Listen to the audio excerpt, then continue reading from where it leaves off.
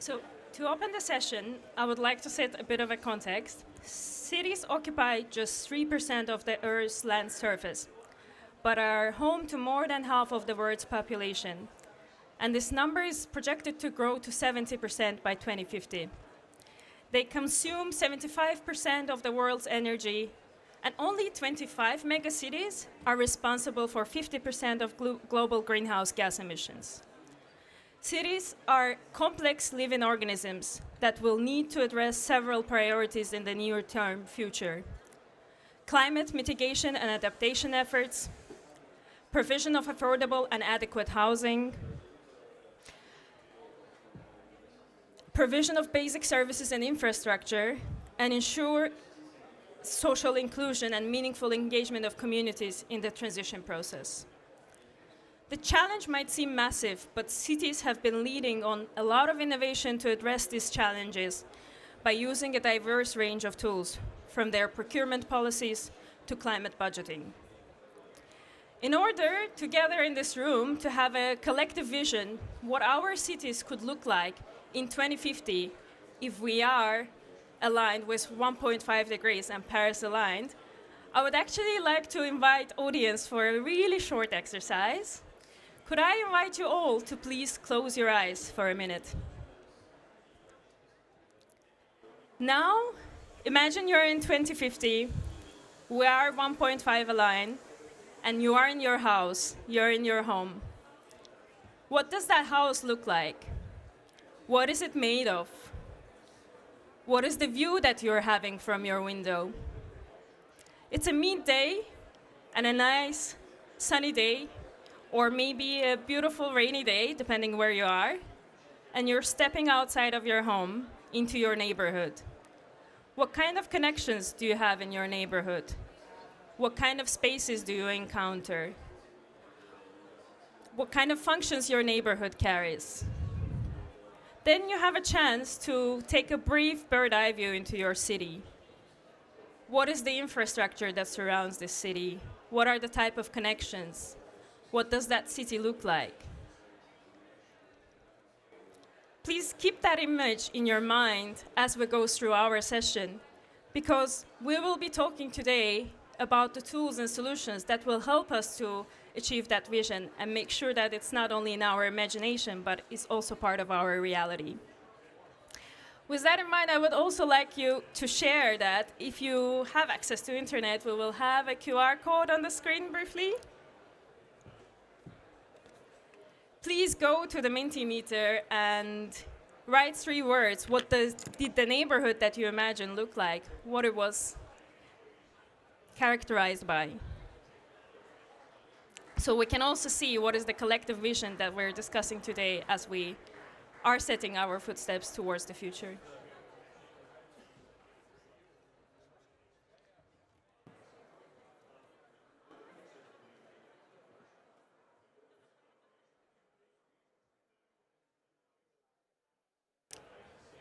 Did some of you manage to connect?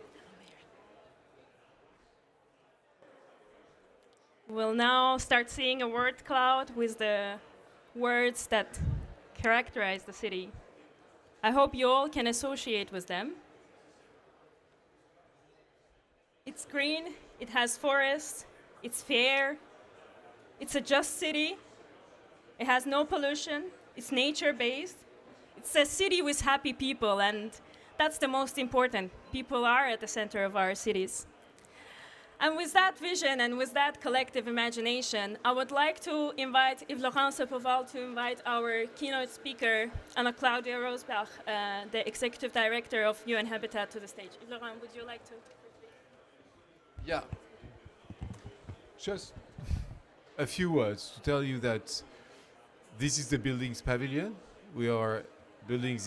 Cities are obviously very much connected to the buildings question. It's not always easy to connect those two things together because they are going two separate ways in some way. Decarbonization of buildings and decarbonization of cities don't go often the same way at the same path. We had this morning a session launching the Intergovernmental Council on Buildings and Climate. following the Déclaration de Chaillot that was signed in Paris in March 2024 with UN Habitat, with 65 countries. My point here is only to say that when we talk about buildings, people talk about housing. It's a growing preoccupation. And in fact, as France, we're also trying to lead this question of housing. And when we talk about housing, and we've been talking about housing last week at the World Urban Forum at the ministerial meeting, people talk about climate.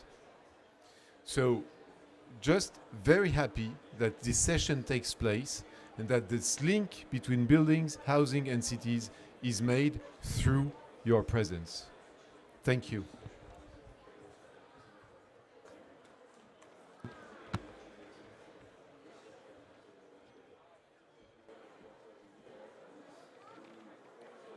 So thank you so much. Good afternoon, everyone. I'm glad we don't have to follow protocol, right? So I just can say hello, friends.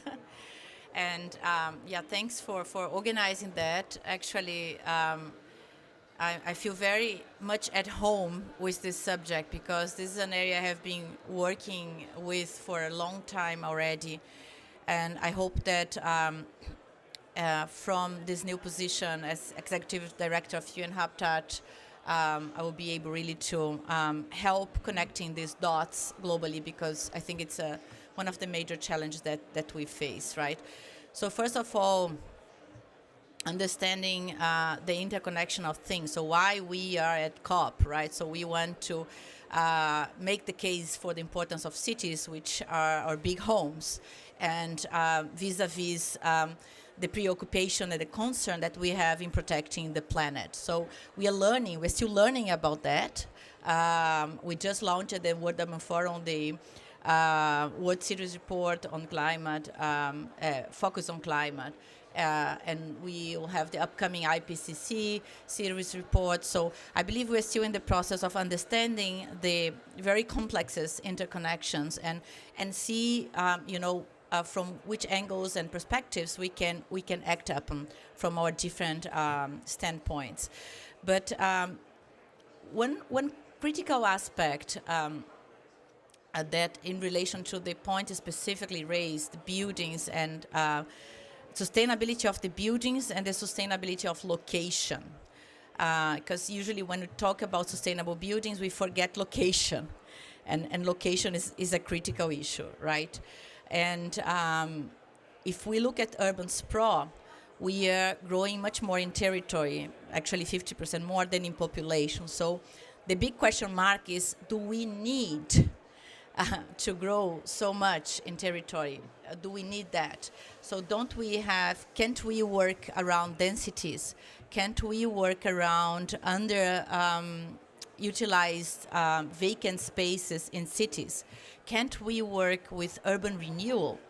Can't we work with informal settlements upgrading, right?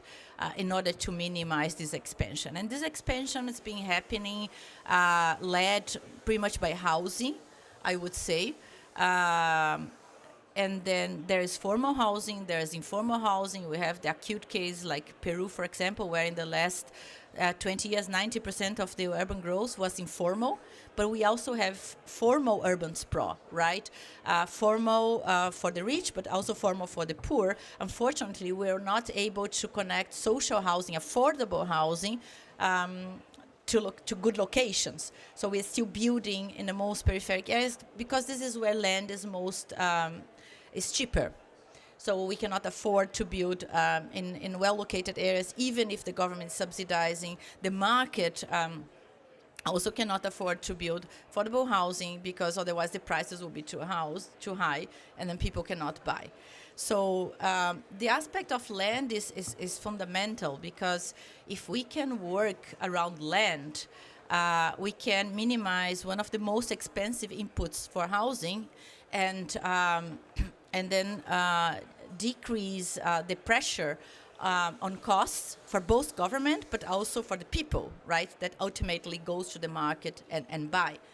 Also, if we can unlock land that's occupied formally but is not utilized to be used to supply for the housing needs that we have, right? Because we need to build 96,000 houses a day to supply the needs that we have until 2030. So if we are able to look at government-owned assets or even private-owned assets, but identify incentives or regulations in order to unlock these buildings, unlock this land and make it available, that would be great and would also, again, lower the cost of land and make it possible for us to build closer. In relation to informal settlements, land is a big bottleneck to promote access to services, because normally we don't have clarity about the ownership of land. And sometimes we are talking about private-owned land, sometimes we are talking about public-owned land, sometimes we are talking about environmentally protected land, but already occupied in areas where the environment is already deteriorated. And how can we make use of that, right? In order to leverage investments there, we have to recognize these communities. We need to map these communities. We have to embed these communities in urban planning, and we have to have the legal instruments, the planning mechanisms, and the financial instruments to make these communities open to public investments, but also attracting private investments, beginning by the families that will have trust and invest in their houses, expanding their houses, and so on. And here a key element to bring to the table is a principle that is stated on the New Urban Agenda, but we barely talk about that. And this principle is interconnected to the right, to broader concepts like the right to the city, and it is the social function of the land. And we can add the social and the ecological function of the land. Countries like Ecuador, for example, they have these principles in their constitution. In Brazil, we have the social function of the land in the constitution, the city statute, and other countries have incorporated either in the constitution or in the legal frameworks, mostly in Latin America. And this has been enabling unlocking land for the use of social housing purposes. And then we can better connect the sustainability efforts in terms of buildings and their location. But this has to do with a society that understands where and how city grows. And the importance and relevance of having integrated urban planning that follows a social contract, that follows an agreed vision of the city. And this is another very important bottleneck that we have today. Urban plans that are too technical, that are not well communicated, that are not well understood, that are not designed for people and for nature, they will not be effective for us. So we really need to work, in our communities, in our spaces, in the different levels. I spoke about informal settlements. So working with communities, living in these informal settlements is crucial, because the design and the plan of these areas, if we don't do with them, will not be able to be sustainable. A, they have more information than we have from outside. B, they eventually have access to solutions much quicker than we have. They have own resources, and if we are able and generous enough to share our technical knowledge, we can have a very interesting foundation for sustainable, inclusive, participatory upgrading and integration. But we also need to see that these areas are in the big picture of the city, and that the cities are in the big picture of the planet. So for me, these two aspects are essential. The recognition of the social and ecological function of the land, understanding that land is limited, is scarce, and we need to protect. Otherwise, we are affecting food security, biodiversity, you name it, and also generating social fragmentation and physical deterioration. The second is having, a holistic view that support urban planning exercise, but it needs to be supported by the society. We need to create this agreement. It needs to be understandable and communicated. And the third aspect is the aspect of affordability. If we solve the first two, we can work on affordability, at least of land, but we still have the materials, right? We are learning on that. We're still learning how to recognize the improvements that people do in their own homes, and recognizing the standards of affordability and helping them to introduce that. But also when we talk about major social housing and massive housing, how can we make it affordable, right? How we can make that the industry generates affordable buildings that fits in the pockets of people, but also in the pockets of governments. I think we have to advance on that. I believe we need more data, we need more research on that, but it's a front that we have to work together, and no better place than here at COP today. Thank you very much.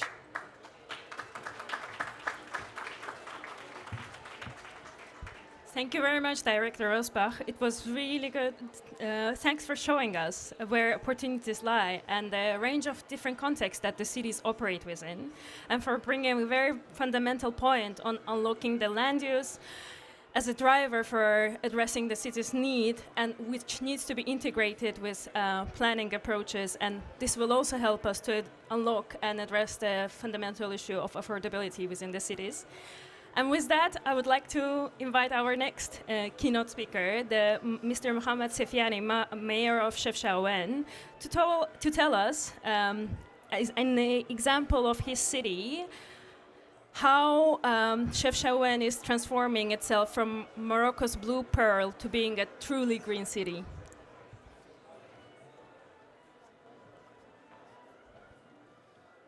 Thank you very much. Buenas tardes. It's a pleasure for me to share some ideas and experience of my city, Chefchaouen.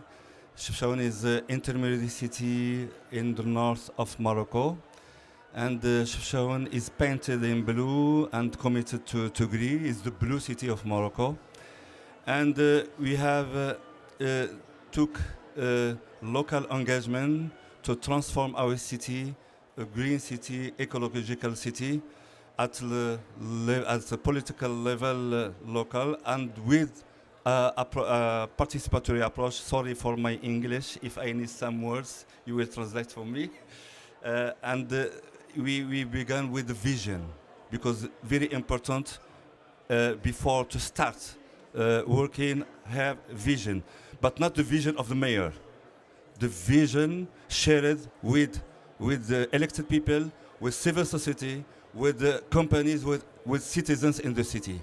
So we adopted the Chefchaouen 2030 is the vision. So there was very good exercise that showed me it was the road to transform our city and to be a green city. And just after, planification, two sort of planification, the action, the strategic action plan, and the urban plan, and the urban plan, planification urbana, very important for us to have the city, the land, how we will use this land, how we use how this land and the construction and the new neighborhood will serve for the sustainable development for the city. We are touristic city, so every year we grow. It's a high growth. The last years, every year between 20 and 30% augmentation of number of tourists. So it's the pressure on the city. So we have planification. We elaborate the climate action plan. It's very important to have mitigation, adaptation, the two, and to work together. We know that all Africa only have emission of 4%. We know that my country, Morocco, only 0.2%. It's nothing, but we know that no border, in Earth. And we know that we have to be solidarity in all the world. Is why they are the COPs, and everyone works on that. So this climate action plan, we worked on public light. Some concrete example I will do. Public lighting with the support of UN Capital Development Fund. We had one innovative finance, and we will be in a few weeks and before the end of the year, one of the first cities in Africa 100% LED technology and smart public lighting. Is a concrete project for us, and we were recognized as intangible heritage for humanity for Mediterranean diet. Is the 0 kilometer principle, and how to use to use local products and local receipts and women agriculture, etc., and have sustainable gastronomy in my city. We are recognized by UNESCO. It's very, very important for us, and this is help us because we know that food is important for the city, for the recognition of the city, for the attraction, and for climate too. And worked on the use of the local products for construction. In the pavage, comment on dit? Le pavage, and the pavimento. Le pavage, the pigment in the old city, all pigment of the city from the local stone, all. And the blue because we have participatory approach, the blue because every year political leaders and civil society, women, children, together we paint the city in blue by natural products, by local products. La chaux, la cala, in English, no. Well, okay. White, he's white with a, so we, the message, we use local products, 0 kilometer and local products and renewable products. We use now because you have to manage by example. We talk about renewable energy, etc., etc. But now the 50% of our municipal buildings are powered. We use solar energy, and in the end, before Belém, we have programmed to have 100% energy solar. With UN Habitat, thank you UN Habitat, because UN Habitat selected us of one of the first 10 cities in the world in the initiative SDG cities, the SDG cities, and we had one support of experts from UN Habitat to localize SDGs, because we talk about that, but how to do it concretely, localize the 17 SDG at the local level, and with mapping in different parts of the city. And now UN Habitat is in Cairo. He is supporting us to have electric mobility in my city. It's very important to go and to go in this thing. In adaptation, we can't talk about building construction if we don't have water and drinking water, because we have drought since 6 consecutive years last year, and we have one important project for securing the city for drinking water.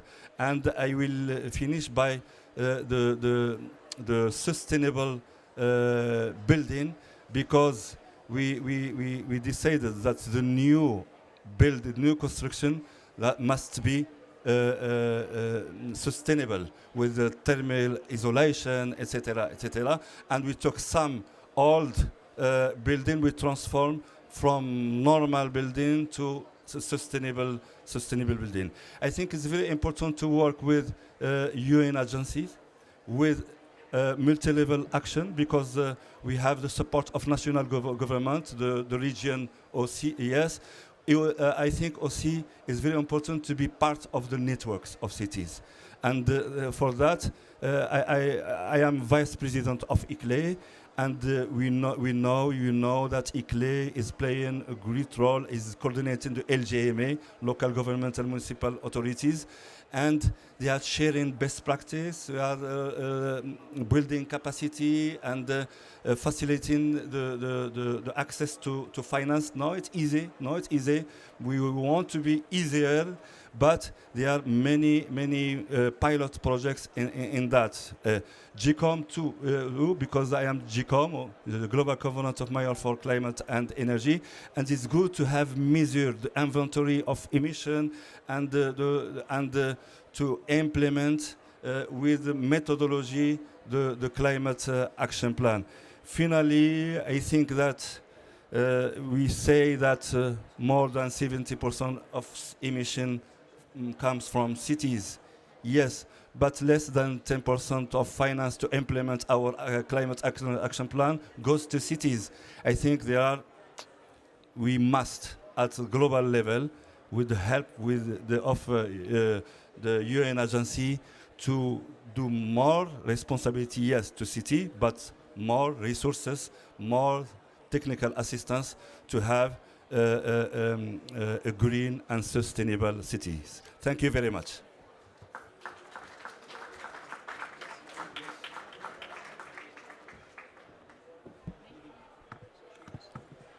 Thanks a lot, Mayor Sefiani, and for showing us how combining the clear vision with planning can deliver results for cities and communities living in them, and stressing that the magic really happens when people are at the heart of it. Thanks a lot for your contributions.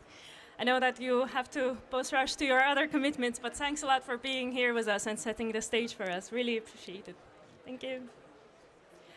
Now, I would like to also invite our next speakers to the stage to bring to you to more concrete solution space and discuss from the planners and the city network leaders of what exists out there that can help us to address some of the challenges where the inspiring solutions lie. So please, Olafien Taivo, Pamela Conrad, and Simona Mangili, if I could invite you to the stage.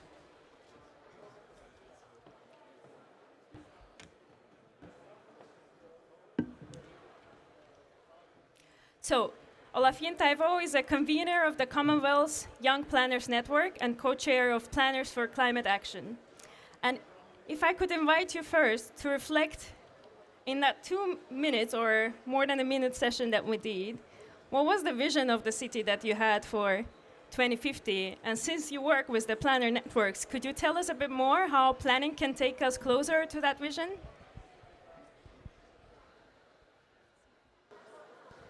Thank you. Okay, yeah, that's good. Yeah, I think to start with, what was the vision? I think it's a city. Let's start with the community. It's a neighborhood where you're able that is safe, where you're able to walk around, both in the morning and in the evening and even late at night. It's a community where you can have access to everything that you need without having to go too far, and at the same time where you can be happy. The reference to happiness infrastructure really came on strong with that. So really, and I think basically this is what everyone from the community down to including children, young people, women, and girls, and older people as well, actually. That's part of what they want in their community. And going forward, how can planning help to achieve this? I think there are so many challenges at the moment, but how can planning help to achieve? I would say the first is actually making planning easier, the understanding of the planning processes across the different local and subnational government plans. So that is actually the number one thing that needs to be done. We had a survey carried out recently by the Commonwealth Association of Planners, where we asked the communities whether they knew about the planning process and how to submit the planning application in their local authority. And about 17% came up with, said they knew the process and they could submit an application, which means over 70% would have to get a consultant to submit an application for them. And that's because they do not understand the process. Simplifying the terminologies, it's one thing. Secondly, it requires interdisciplinary working. If I may say, from the built environment professionals' perspective, we have a lot of disciplines that work on the same focus but do not work together. And this causes delay in decision making, particularly around releasing plans. And so it's making sure that we can work together. All the different built environment professions necessary are involved from the visioning stage and not at the probably phase 2 or phase 3, depending on the country. And also taking that further, it would actually require that the government, the national government, the local government, the subnational government, as well as the civil societies actually work together in interpreting the planning processes across board, and also in being able to gather resources for the implementation of the plans when the local government have their plans. And if I may just end with this, that's not to take up the time, and then I'll come back to that. A critical thing is engaging the professionals that are outside of the built environment professions, particularly we look at the youth workers, the child psychologists, the human behavioral psychologists, in order to understand and interpret what the people need within the communities, and for that to be translated into plans. Doing this would reduce the time that it takes to get the processes rolling. It doesn't replace the process of community consultation, but it actually brings in the professional perspective that is needed from a planning perspective to be able to make the decision. And I think in future, we would really need this. There is the capacity and skills gap. So for planners to then go and be questioned, be interviewing and engaging with children and young people and older people to understand what they want within the community will take a longer period of time. But we have these professionals who are already trained and skilled in these areas to be able to interpret the needs and the demands of the different demographics back to the planning, to the planners, and then they are able to interpret this into the plan. Thank you. Thank you so much. I can pass it to Pamela. Thanks so much for reminding that participatory processes are really important, but how we do it is also really important. We need to really put an action towards simplifying jargon, making sure that we're integrating different communities into that process. And we also need to make sure that there is a linkage between our national and subnational governments. And also, as we're here at COP today, we also need to make sure that we address what the multi-government action can help us to deliver on. Now, next, I would like to move us towards the nature-based solutions and what promise do those hold for us in order to address the challenges that the cities are facing today. I would like to introduce the next speaker, Pamela Conrad, who is a landscape architect supported by the American Society of Landscape Architects, Architecture 2030, and International Federation of Landscape Architects, and is a founder of the Climate Positive Design and a faculty member at Harvard. Pamela, could I ask you to tell us a bit about the promise and potential of the nature-based solutions and provide some specific cases to illustrate those? Thank you. Absolutely. Thank you so much. Thanks so much, everybody, for coming. We know it's late at the end of the day, and I think we have some slides, and I might just stand up to make sure. Are we going to be able to see those up? I think so. Let's Can we see. get the slides on the screen, please? And I will do my best to speak quickly. This is going to be kind of Petra Kucha style, if anybody's familiar with that, just to inspire what that future is. So I think we're already going here. So I grew up on a farm, and I fell in love with nature at a young age, and that's what drives my mission today, to have a positive impact on the climate and biodiversity crisis. And I work on focusing that as a landscape architect beyond the buildings and cities. And I lead a small nonprofit organization and work with many, many volunteers all over the world. And of course, all of our industry organizations that are represented here. As a landscape architect for 20 years, I've been working on restoring waterways, polishing wetlands, stormwater gardens that cool our cities, inserting green into our open spaces. I hope this is something like your vision, working to support community health and well-being, getting people out of their cars by making it more bikeable and walkable, incorporating native plants, creating urban forests that cool our environments and clean our air, and supporting pollinator gardens that help create our food. I've spent the last 10 years working with community adaptation projects in primarily coastal cities and participatory design practices, one of them called Rise Up. It's a hand-on engagement activity where we worked at CMG Landscape Architecture, first to help the community understand what are the challenges we face with climate change and climate science, then getting into what's at risk in their community, having them map out what matters to them and what should we think about protecting as we have to look at adaptation, giving them the space to have conversations with each other, and then mapping those design ideas of how they actually want their community to adapt over time, which informs adaptation scenarios. So it comes from the community itself, not the planners, not the landscape architects or architects saying this is what you should do. It comes from the community, which leads to long-term stewardship. Now, I was working on these coastal adaptation projects, and I thought, this is so wonderful and innovative. I'm so proud. But even 5 years ago, we weren't even talking about carbon, actually, in these spaces. Several hundred-acre development projects, and I thought, why? Does this not matter? And we know, as we've talked about today, majority of the emissions are coming from the cities. That's what's causing these effects. And while about 40% of those come from buildings, about the other half comes beyond buildings, from planning, civil engineers, landscape architects. So what are we going to do about it? That includes embodied carbon emissions, operational emissions, but because we can work with nature, we can sequester carbon, take it out of the atmosphere, and sink it back into the plants where it belongs.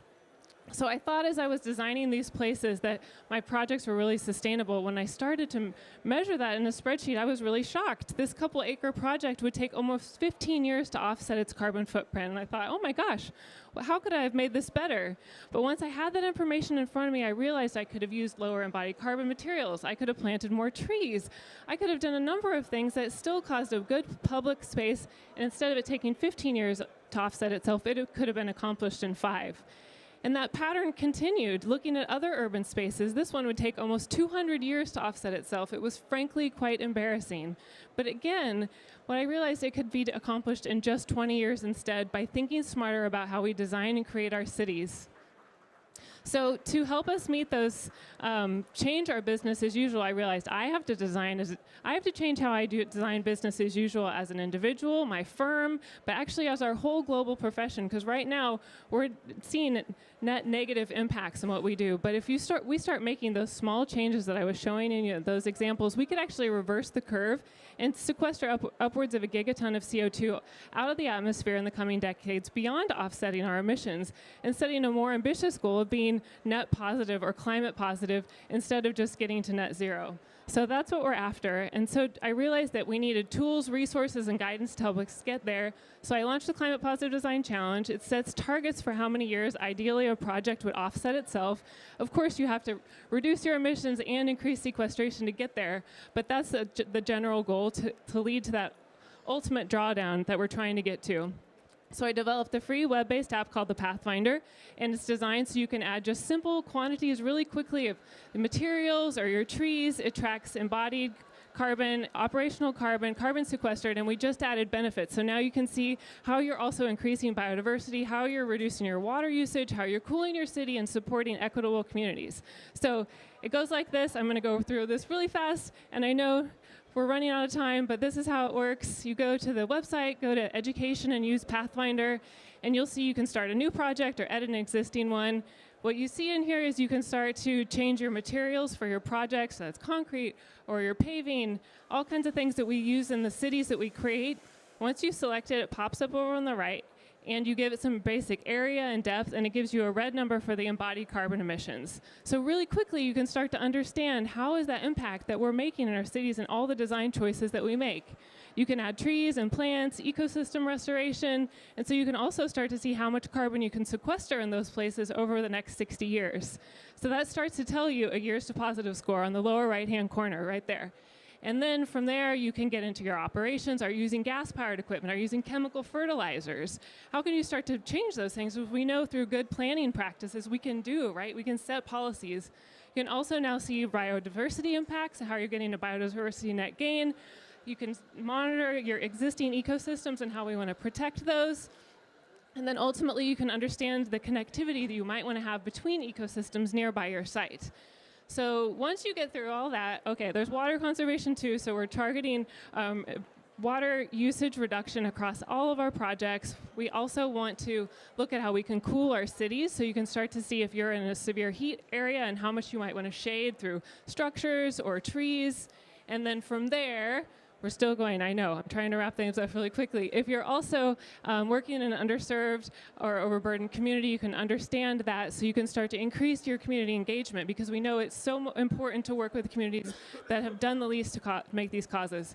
You can download a scorecard that summarizes this, and you can put it into presentations or share with others. It's really quick, it's really easy to use, and the good news is it's free, anybody can use it, and I hope you'll get excited. You could even use it in your own backyard if you want to. So that's the Pathfinder.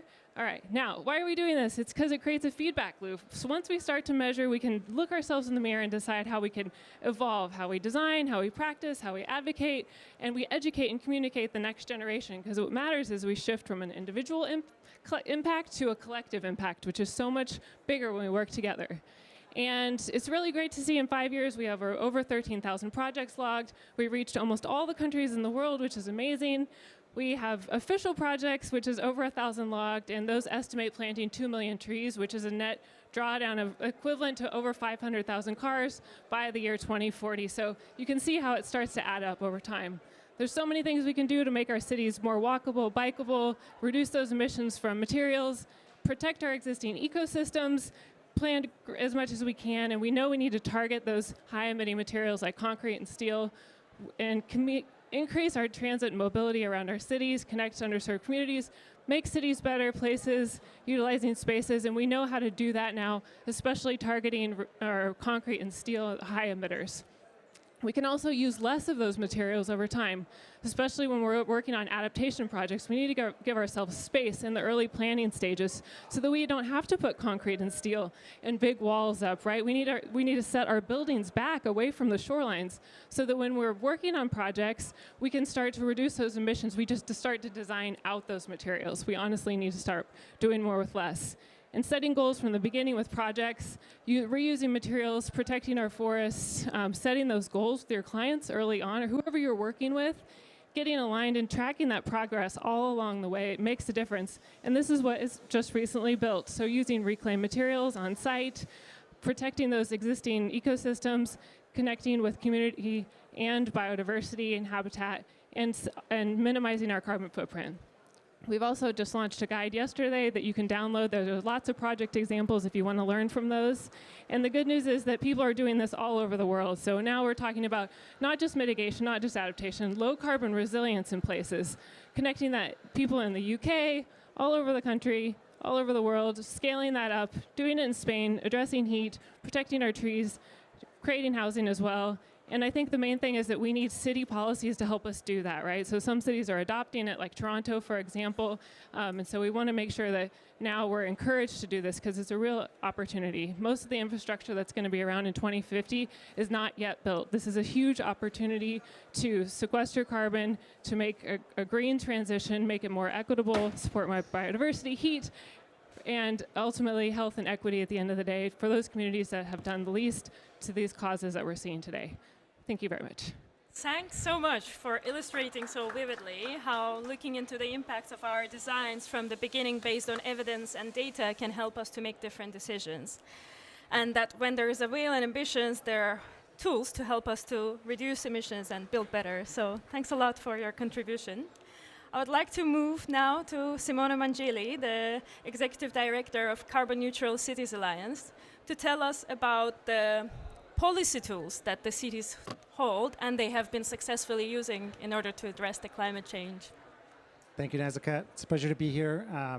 The unenviable task of following this esteemed panel and our keynote speakers, on top of the unenviable fact of being the last panelist of the last session of the day, but we'll try and keep it snappy and keep you engaged with some actionable, real-world examples of city policies that are helping us to shift our built environment to one that is more in partnership with natural systems and less at odds with them. I have some slides as well. I'll try and run through them quickly so we have some time for Q&A. But first, just 2 words about CNCA, Carbon Neutral Cities Alliance. We are a member-driven alliance of cities leading the way towards carbon neutrality as quickly as possible. Our cities have very ambitious goals for that. Some are 2025, 2030, 2035, way more ambitious than national targets often. And that means they're often leading in places and policy areas where other cities are not yet. And that means looking at Scope 3 emissions, looking at embedded emissions, as we've already heard about. So it's great to see that happening in the public space, the landscape of the city. I'm going to bring it back to the built environment itself, to the buildings themselves. I know that was built environment. Also, we have a very strong commitment to climate justice and equity, working particularly to make the voices heard of those communities that have traditionally less access to planning processes. So I really want to connect to all of our speakers here. We make a really strong point to center the voices of priority communities in these processes of developing new policies and implementing climate action. So I'll move directly to our slides. I want to share one tool that we developed that's all about moving cities towards a more nature positive and climate positive state. Our cities are tackling embodied carbon in the built environment. That means working across the entire value chain, looking at how they can intervene through planning, zoning, building regulations, procurement, circularity policy, waste and demolition, and so forth. Because we're not just talking about carbon, we are talking about planetary boundaries. We are talking about remaining within and working in partnership with natural systems. So one of the strategies that our cities are taking in the embodied carbon space in the built environment is looking at bio-based materials that can at the same time regenerate nature, at the same time that they're also reducing embodied carbon by storing carbon in the buildings that we're building. We produced this tool for cities. We found that the cities we're working with, have a real need to really become more familiar with all of the materials that are out there on the market these days. There's a lot of innovation happening. We created this handbook for city officers to work with other city departments, to work with political and decision makers, and to sensibilize the public. It's a handbook where cities can look at the about 25 materials that are already on the market, scalable, and ways to procure them, ways to source them responsibly and sustainably, because we know that's absolutely central to all of this, and in a fair manner, but also helping them to understand the performance, the technical performance of these materials and their uses and applications, looking across the board at timber and bamboo, but also seagrasses, mycelium, even so far as wool products and so forth, that really provide an alternative for building buildings and renovating buildings and creating bioregional value chains that do help regenerate nature at the same time that they are sequestering carbon. So this is a great tool that our cities are now using.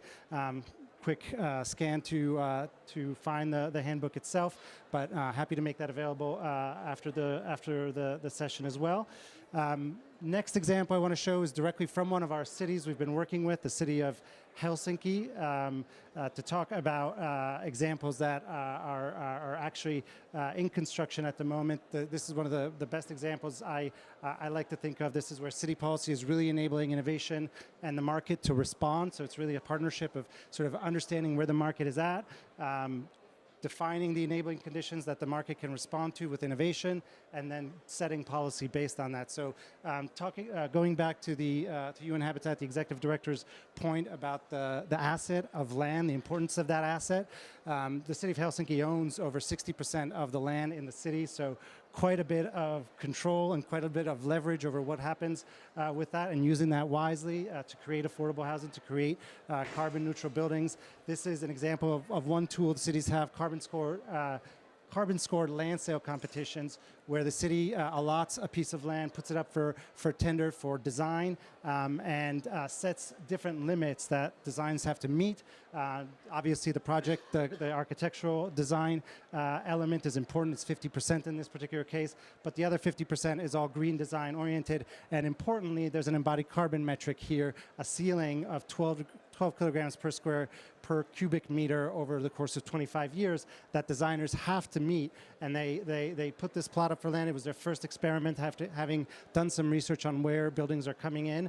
They set the ceiling, I said, at 12 kilograms, but they've got proposals that are as low as just under 6 kilograms. So they know it's possible. The market is responding. They allotted that project, and they allotted the other 2 designs as well out of a plethora of designs because they were so innovative, and the market really responded.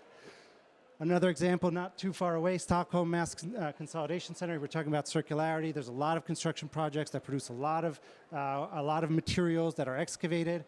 Those materials generally go to landfill. Not only is that a huge cost, but it's also ecologically not a circular way to conceive of the built environment. So Stockholm is reinvesting some of its climate investment funds into this site. The site exists. It's a place where the construction excavation materials are taken to, sorted, cleaned, and made available for new construction projects that are happening in the city. There's no quarries near Stockholm. There's nowhere to get stone for this kind of construction. So this is absolutely essential for a circular economy in Stockholm. One more example from the built environment. We saw this in Lille, one of the cities we're working with on the embodied carbon space, how to build for deconstruction, how to design for deconstruction and reuse of materials. This is Blanchemaille, one of the projects that one of our, the sort of lighthouse projects that one of our cities is working on. They are deconstructing an old building piece by piece to meet the design requirements of the building. They are renovating nearby, reusing these materials in the construction process, a completely circular process, 0 kilometers. I'll shift quickly to food systems. New York City, it's a type built environment, but we're also working with cities' embodied emissions in food systems further up the value chain. So looking at how cities can really decarbonize food systems and prepare urban food systems for a climate positive future. We're supporting a project in New York City that's working with the corrections department, working to upskill the community in the corrections department for plant forward culinary skills for a green economy, so that when they do re-enter the community, they are prepared to contribute in a very positive way to a climate positive future. Shifting to Vancouver, Vancouver's done a lot of work on food waste already, looking downstream how to collect and redistribute unsold foods. They're now looking up the value stream. This is a project we're supporting in small and medium-sized enterprises working together to understand how to affect the value chain, how to procure collectively in order to reduce waste before it gets to the city. And finally, a project in Melbourne where equity and justice is really center stage. It's a project where, in the process of defining, the city essentially shifts power to the community to have the community define what the climate challenge is, how to frame the climate challenge. And when they did that, and they stepped aside, the community, working with community-based organization, convened community groups and individuals, and really the climate challenge was framed around food and food insecurity caused by COVID, caused by the breakdown of value chains due to drought and so forth, and really defined a community food project that really met the community's needs. So I believe that was my last slide. And thank you so much, Simono, for very inspiring examples that are helping us to transform our buildings and food systems. Thanks for bringing also the point that access to planning policies isn't equal, but it's really crucial to fix that, and showing us also the concrete tools that CNCA has developed to help cities to scale bio-based materials readily available in the market in order to reduce the emissions from the built environment. And with that, from my position as a moderator, I've been observing your exciting eyes as our speakers have been speaking about the solutions, or some of you taking pictures from the slides. So I believe you have some questions to our great panelists. So please, the floor is yours. I'll give the mic. We can take the 2 questions and then move forward with the answers, if that's okay with the panelists as well. Thank you, moderator, and thank you every person who made very inspiring presentations. Satoru Mizuguchi, freelance journalist. All of you are doing very inspiring initiatives, but in order to make your project or initiative to be upscale or diffuse translocally or reach to a mainstream, what would be the challenge for you to make your effort more mainstream levels? That is my question. Thanks. Thank you so much. Can we take the second question as well, please? Yeah. Thank you. Thank you. Well, I'm Rodrigo. I'm from Polis Institute, a Brazilian civil society organization. And actually, I would just like to give an example of what Ana Cláudia was mentioning about the location and the importance of social function of the land. We published a research this year that found out that 87,000 housing units are empty. They are ready and they are empty in the city center of São Paulo.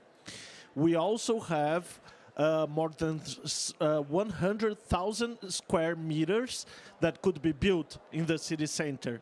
This leads to 200,000 possible housing units at the city center of São Paulo, which has a good infrastructure and that could fit almost 91% of people living in risky areas of the city of São Paulo. And they also live in the periphery of the city. So when if they could live at the center, they would not have to come from the periphery to the city center to work every day. They could walk to work. This would save 4.4 million tons of emissions out of the nature. This is half of Uruguay's annual emission, just to be clear. And it would save also times of their lives. During their whole time of working, if they were living at the city center, they would save 3 years of their lives. 3 years that they could be with their families, learning, educating themselves, resting. So that's very important to take into account how we use the empty space and how do we develop better the urban planning in order to face climate crisis with social justice. So that's an important thing to take into account. Thank you. Thanks a lot for the great questions. Who would like to address first?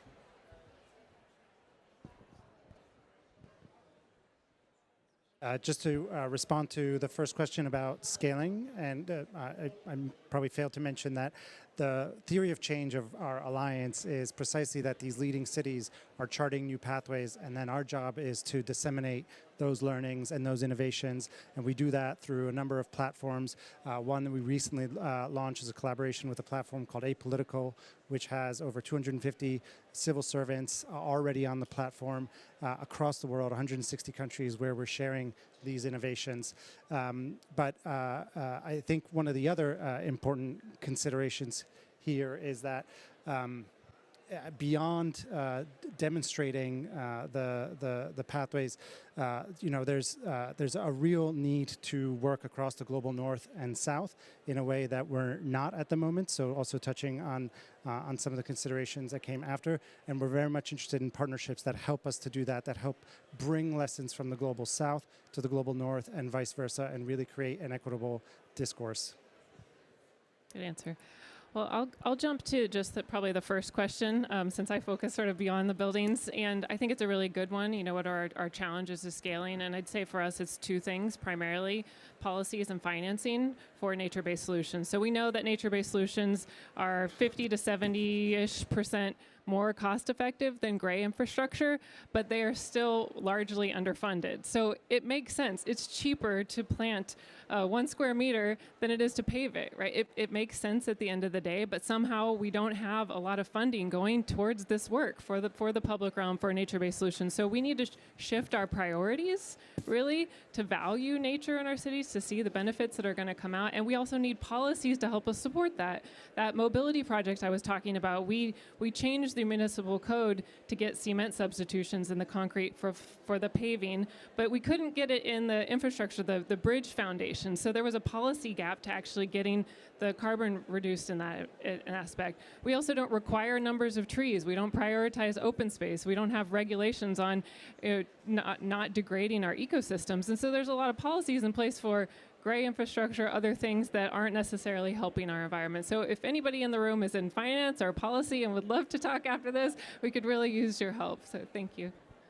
Thank you so much. Olafia, would you like to add? And then I'll just add briefly to that. I think from a planning perspective, the key challenge is the misinformation about the planning processes. So that's a big challenge that we face at the moment, and misinformation about the role of planning and the role of local government and subnational government. In addition to that, we also have the challenge of climate education, not integrating citizenship education into it as well. So if we come from the perspective of citizenship education and then we include climate and environment, then we address the key challenges that the society is encountering, and we would also answer our questions and address our challenges as well. And also, I would say, being able to to communicate in a way that the community would understand. And that's the challenge of planning, because planning is quite technical, and being able to interpret it in a way that the young person or an average, I don't want to say an average person, but someone who is in the technical profession will be able to understand what we're saying. And also, just like it was said, creating possibly materials, media materials, publication materials, infographics, going beyond the norms of creating 80, 100 pages policy, but creating infographics that explains the processes in a clear way. And also advocacy programs, we would need that. So those are some of the things we would need. Thank you. Thank you so much for your contributions. I would like to now invite Alina Koschmider from the UN Habitat to give us some closing summary and closing remarks, please. Alina?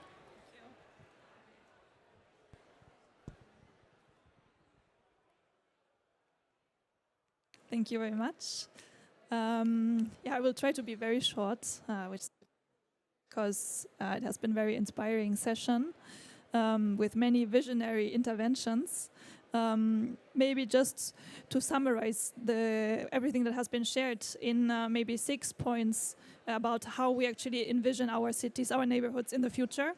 I think one point that was made is that we want cities where we can actually connect the built environment and the landscape. It's also very interesting that we have different interventions focusing more on the built environment scale, others more focusing on the neighborhood, the landscape scale, and also mentioning the importance of land and how we manage and actually plan land for more sustainable cities. Then we also want cities where we actually plan with climate change in mind, that cities are leading the way to climate action planning, to implementing policies for more sustainable urban planning. We also want cities where we work with nature, where we value nature, as Pamela was saying, where we integrate nature from the building to the neighborhood and city scale, for more sustainable cities where nature is actually used as a way to reduce emissions, but also to reduce emissions and also to capture carbon in our nature, and cities where we actually promote inclusive ways of working, where we work together across sectors, looking at sectors like food, that was mentioned, solar energy, sustainable housing, electric mobility, and where we also engage professionals from different backgrounds, which is also very nice, because I think we have a very nice session where we bring together different types of professions today, and that it's important to work together to actually implement the sustainable city that we want. And lastly, just to finalize, also a city where we actually move from individual thinking of individual impact to more collective impact, where we share our knowledge across cities, across networks that exist to implement and share our solutions and upscale them. Thank you so much. Thanks a lot for bringing all of the inputs across the different areas that were made today. Indeed, we have started with an individual visioning and imagination, and then we've moved to discussing how we collectively can work towards that vision and what kind of tools we have in our hands. So I would like to thank all of the panelists. It was so inspiring and such an honor to host such a great lineup of speakers, and thanks a lot for being such an engaged audience. So yeah, with that I would like to close, and thanks for being here.